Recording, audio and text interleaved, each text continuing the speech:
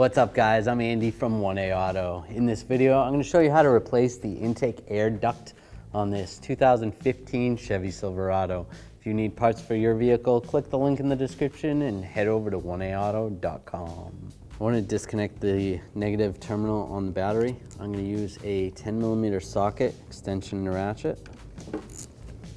Loosen this up. Grab the negative terminal, slide it off. Set it aside so it doesn't arc out by accident. Loosen up this worm clamp right here.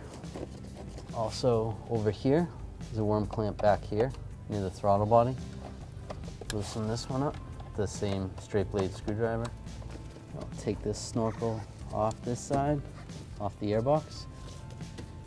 And then over here, there's two pipes on each side. There's this little gray lock that you have to push down on the lock and then slide it out, just like that. You have to do the same on the other side. This one I'm pushing up from underneath and then slide it up. And I can grab this and just slide it back, wiggle it a little bit, and the whole thing comes up.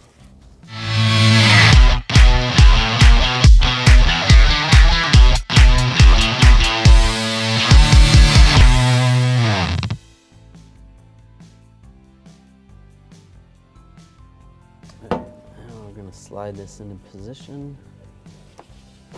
Now there's a little bracket right here that's gonna slide into that slot right there.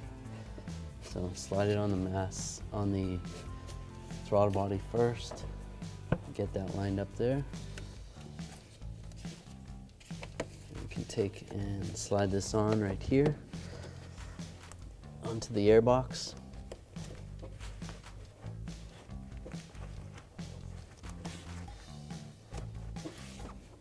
That's good.